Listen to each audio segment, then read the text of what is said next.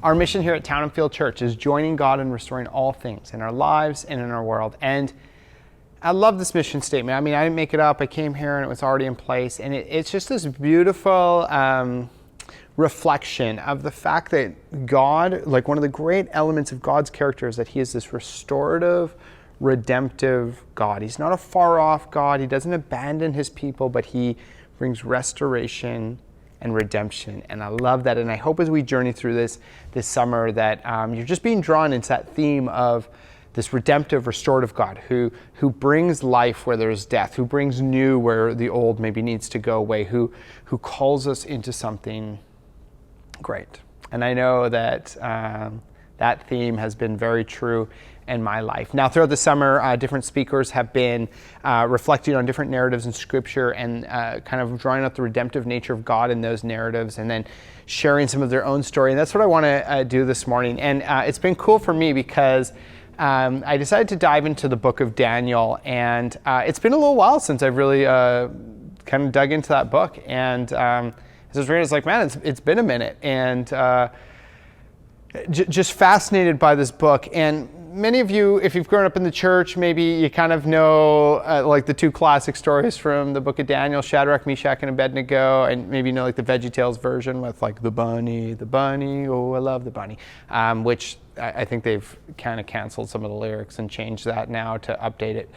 If you're new and you don't know what VeggieTales is and you're like, what is he talking about with this bunny? You might think I'm crazy, but we have these like kid stories like that. We got Daniel going into his lion's den. And as I've been reading through the book of Daniel, there are a couple characters in here that have really struck me. And I want to share a little bit about that. And I want to share a little bit about my story and what God's done. And I think it's really cool. The book of Daniel, for those of you who don't know, it's 12 chapters long. And basically the first 6 chapters are this narrative. There's these kind of various narratives, and they don't actually always go in chronological order, and it kind of skips some time. It's actually a little hard to follow. And the back half are these crazy like visions that Daniel has, chapters 7 through 12. And to be honest, it's a complex book. I'm passionate about encouraging you guys to read the Bible and be people of the book. Daniel's a thick, heavy one, but there's some really cool stuff in there. If you read the book of Daniel, you'll recognize that there's these kind of 4 main characters that we know about. There's Daniel, and then his 3 friends, their names are actually Hananiah, Mishael, and Azariah. Those are their Hebrew names. But they're given these Babylonian names because at the time of this book, at the start of this book, actually, Daniel and his friends are living in a time where they are exiled. They've been taken captive by the nation Babylon in early 5th century BCE, early 6th century BCE. The nation of Judah gets overtaken by Babylon. They get exiled, they get taken away, and they're living in captivity. And so here we see Daniel and his 3 friends. And they're given Babylonian names. Daniel's given the name Belteshazzar, and Hananiah, Azariah, and Mishael are given the names Shadrach, Meshach, and Abednego. And those are the names we usually know them by. One thing that was really fascinating, this is just a Bible fun fact that I had actually never noticed, and reading through Daniel this time I noticed, is that the author of this book always refers to Daniel through his Hebrew name, Daniel, rather than Belteshazzar, his Babylonian name, but refers to his 3 friends with their Babylonian names, Shadrach, Meshach, and Abednego. Maybe you don't find that interesting. I did a little bit of digging into this, and really I think what's going on is the author's probably bringing to light this tension of having this Hebrew identity, being this nation, Israel, that God was working through, having that kind of identity, but also having a bit of a Babylonian identity, living in this time of like exile and kind of bondage and captivity to Babylon, and probably figuring out, what does that look like? How do you live that out? And this isn't really where I'm going this morning, but I feel like that's something for a lot of us to think about. We kind of have the name that God gives us, and we have the name that the world gives us. And there's that tension of how do we kind of live in the world, but not be of the world? How do we live for God, but we're still here? And it was kind of a cool thing that I was digging into. You can read Daniel and maybe think about that a little bit if you want.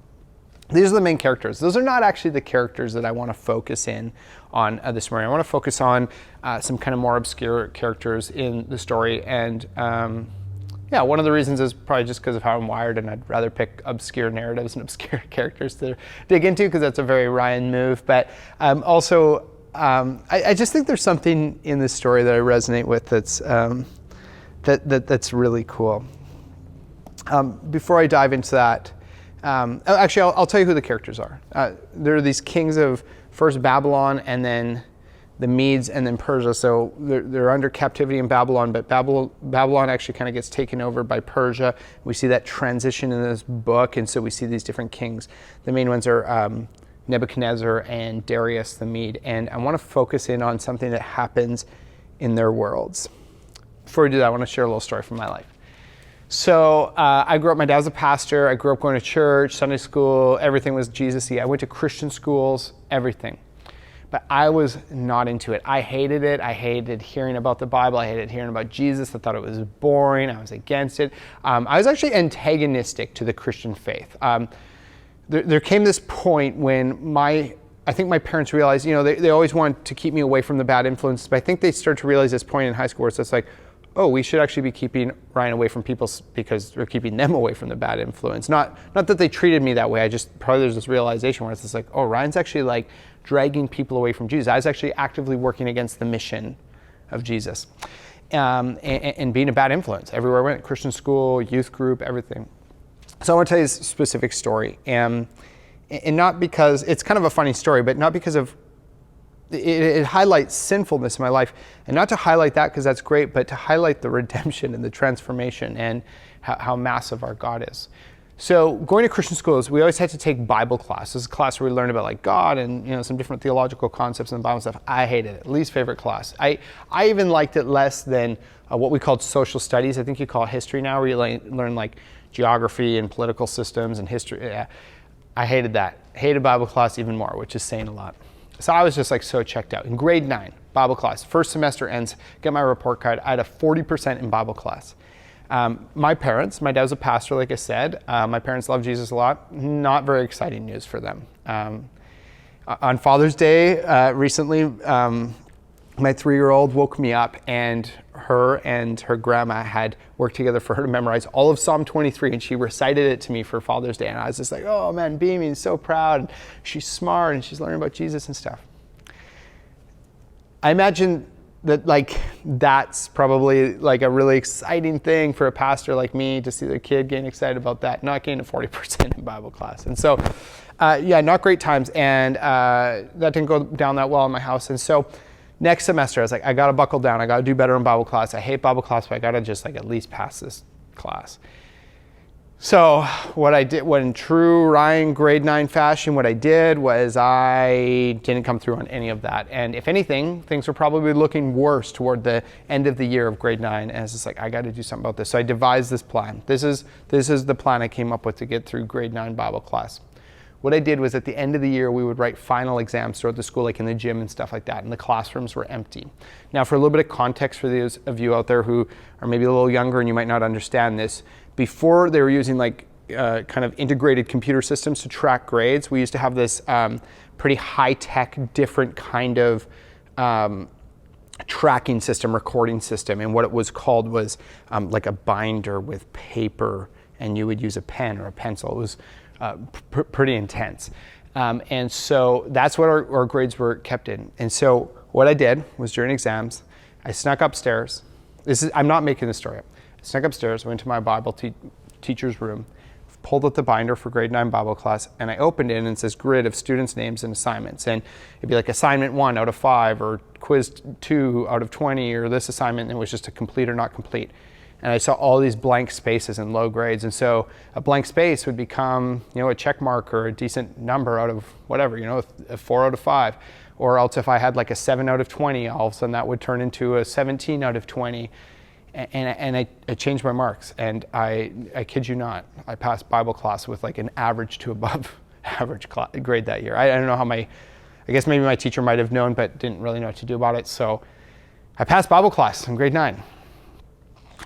And I think about how, sometimes we wonder if maybe God has a sense of humor or not.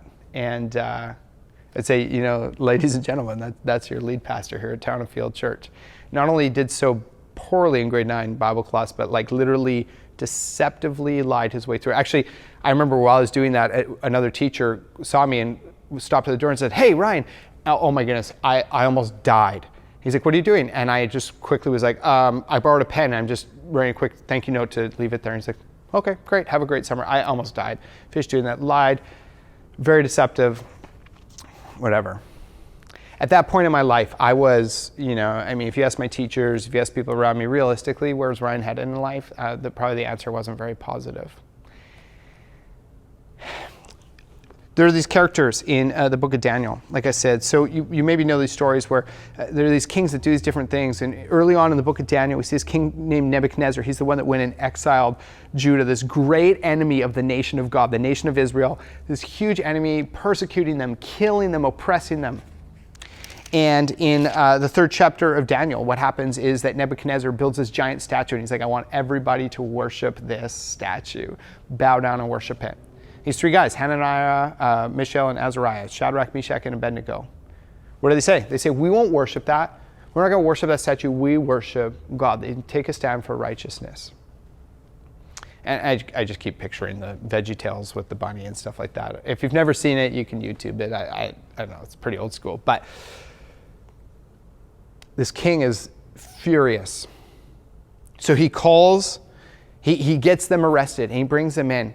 And he says, go throw them into the fiery furnace. Go throw them into the blazing furnace, but turn it up way hotter. First of all, who just has like a blazing furnace around for throwing people into? What kind of maniacal king just is like, yeah, you know that furnace that we have for killing people? Just go throw them in. So he gets them, he says, turn up the heat. Gets the heat turned up so hot that the people throwing them into the fire die. And here's this king, watches them go into the fire.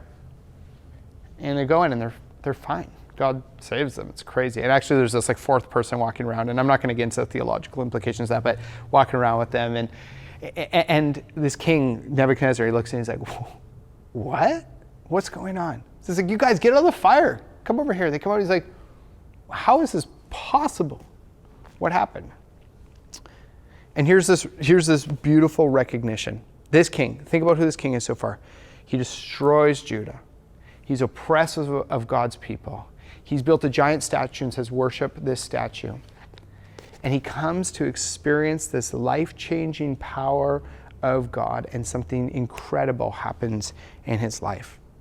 If you read Daniel 3:28, that's what it says, then Nebuchadnezzar said, after experiencing this, after seeing what God could do, after seeing that God was so much bigger, it says, praise be to the God of Shadrach, Meshach, and Abednego, who has sent his angel and rescued his servants. They trusted in him and defied the king's command and were willing to give up their lives rather than serve or worship any god except their own God.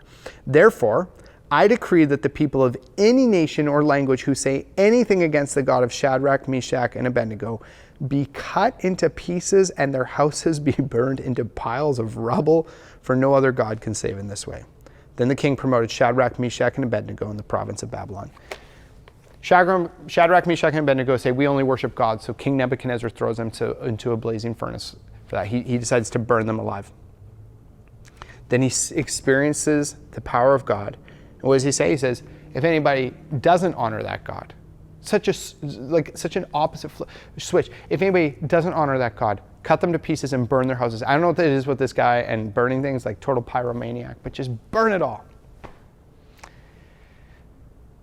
I think about 14-year-old Ryan, antagonistic of the church, of faith, and God just sitting back and chuckling, and yeah, one day this guy's going to go, and his job is literally going to be to talk to people about the Bible, to tell people they should read Scripture, to talk to people about the life-changing power and love of Jesus Christ.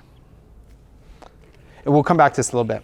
What goes on, if you know the story, there are a bunch of other crazy things that happen, but eventually in chapter 6 is another iconic story. And there's this king named Darius who's in power now. They just killed Belshazzar, and Darius takes the throne. And Darius is an interesting figure because we see him in Scripture, but we actually don't have as much of a historical account for him. So there's a lot of different theories around that. But anyways, Darius takes the throne. He actually likes Daniel. Daniel and his friends have had like decent positions of like prominence in the nation, and Darius is fond of Daniel, but other people don't like Daniel. They're trying to like get ahead. They're jealous of Daniel. And so they go to Darius and they say, hey, make a rule that people only pray to you. What are the implications of that? They're saying, Darius, make yourself God. Claim that you are God. People only pray to you. So Darius says, that sounds great. Yeah. You guys, don't pray to anybody but pray to me. And if you pray to anybody else, there are going to be consequences. You maybe know this story. These people, they get Darius to make this rule because they know Daniel won't obey. So Daniel, he's like, well, here's this rule. He's like, forget that. He goes and he keeps praying. He's like, I'm going to keep worshiping God. I don't care what you say. So they go and they tattle on him. They're like, Darius, Daniel's praying. Darius is so choked when he finds out about this. It's actually this like hilarious, so anyways, Darius is like, well, I have to follow through on this. He says, Daniel, I'm so sorry. Throws him into this pit full of hungry lions. The lions are just going to eat him, rip him to shreds. And Darius is so distraught by this. He didn't want to kill Daniel. He didn't know what was going on. Daniel's name, Belteshazzar, was actually this Babylonian name that meant like one who had like the spirit of the gods. Daniel was looked at seen as like this really wise person who brought a lot of wise counsel to these kings. And since they're pagan kings, they saw that as like this voice from these gods that they worshipped. But really, we know it was because he was following the one true God. But this king's so upset. If you read in like verse 17, 18, there's this description. It says that he goes to bed with that evening he had no entertainment brought to him. You ever been so upset, so distraught that you're like, I'm so upset I can't even watch Netflix tonight. I can't even binge watch, Glee or House or whatever your show is. I don't know. This is Darius. He's just freaking out. He's like, this sucks. So he goes, after the night, in the morning, he runs out, gets the stone taken away. He's like, Daniel, are you still in there? And Daniel's like, yeah, I'm good. Lions didn't eat me. God saved me. And Darius is like, oh my goodness, this is amazing. He freaks out at the people who tricked him, gets them, punishes them, their family. I think it's brutal. They get thrown into the lion's den. But check this out. Darius takes over the rule of the Babylonians, so like arguably more brutal and ruthless than the Babylonians, positions himself as the god of the land. Ruthless king. And actually known for being like a military genius. This is someone who like blood flows around him. And this is what he says in Daniel 6:26 and on. He says, I issue a decree that in every part of my kingdom, people must fear and reverence the God of Daniel. For he is the living God and he endures forever. His kingdom will not be destroyed. His dominion will never end. He rescues and he saves. He performs signs and wonders in the heavens and on the earth. He has rescued Daniel from the power of the lions. So Daniel prospered during the reign of Darius and the reign of Cyrus the Persian. Now, I don't have too much time to spend on this, but Cyrus actually goes on to be this like really important character in the restoration of the nation of Israel and the narrative of the Old Testament. I don't want to make too much of this. I don't know Nebuchadnezzar and Darius. I don't know how their life plays out. I don't know what kind of character they have. I don't know if they're really following God. But what I do know is that the redemptive power of God is often so surprising. You often hear people give up on people. They say that the bridge has been burned, that ship has sailed, people never change, and they just say that they write people off. And this is what I love about God's redemptive, restorative nature, is that it's often so surprising, where the worst of the worst can be totally transformed by God's power, by his love, by his grace. There couldn't be more extreme characters that God could have chosen to show that through. We often read these stories as like, wow, God saved Shadrach, Meshach, and Abednego, and God saved Daniel, and I want to be like that, I want to be saved by them.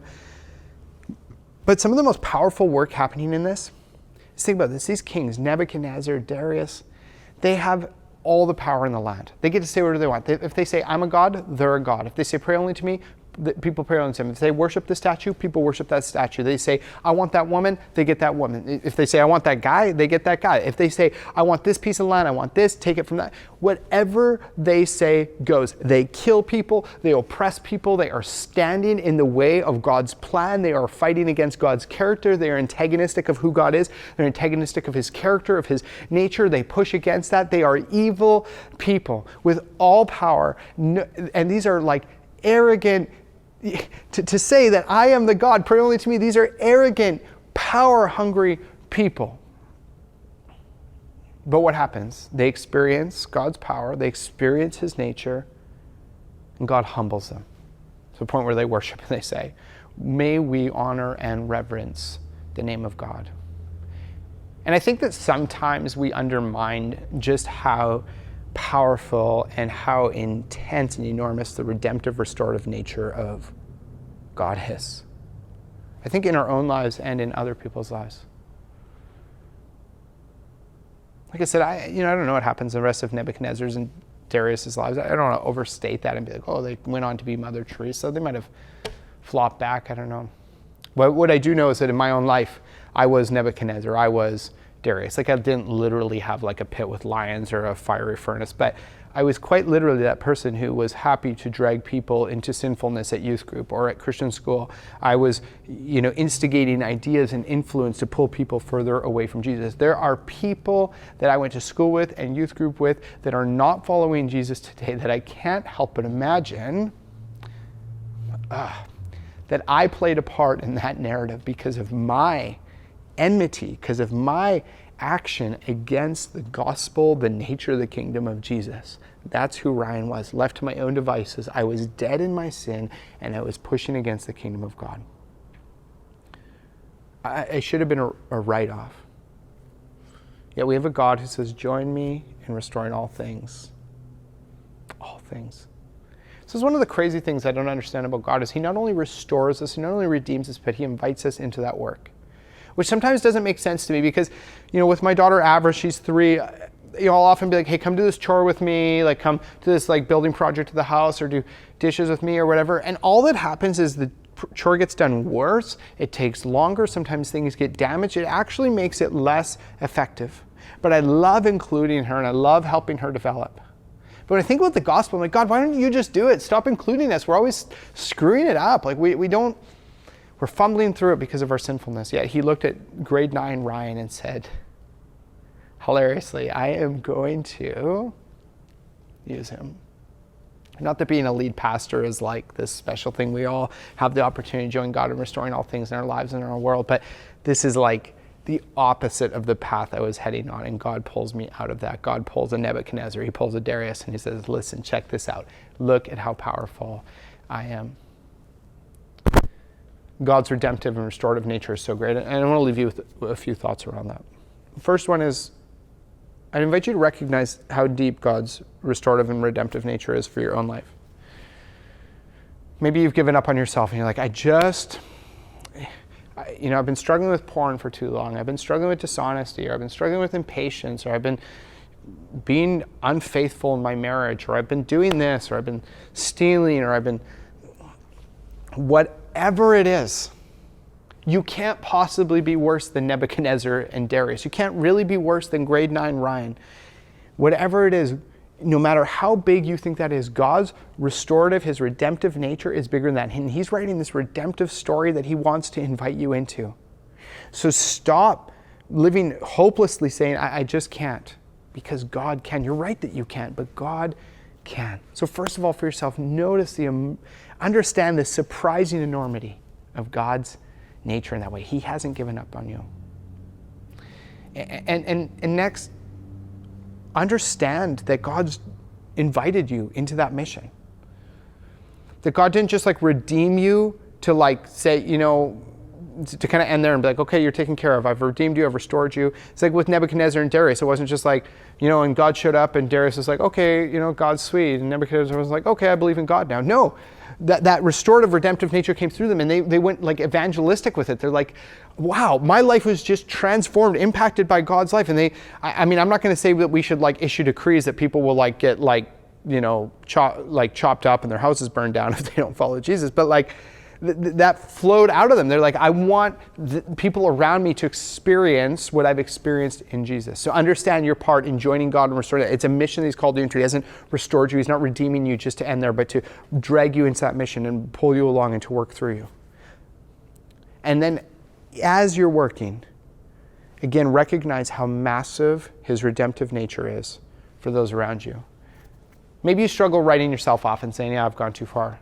I think a lot of us struggle writing others off. We give up on others because we're like, that person's hurt me too many times. That person, that person's like that, or that person will never change.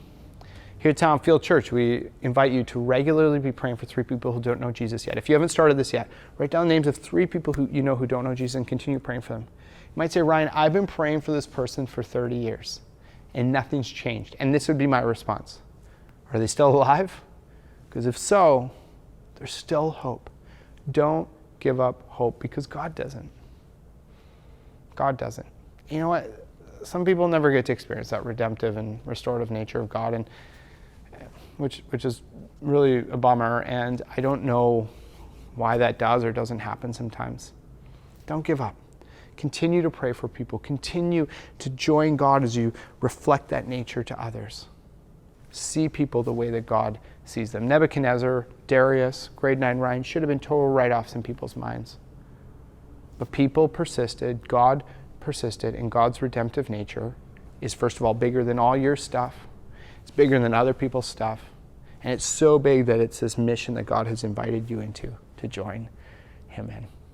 Thank you guys so much for hanging out this morning to hear about Darius and Nebuchadnezzar and grade 9 Ryan. I hope you have a great rest of your week. Join us as we sing together now.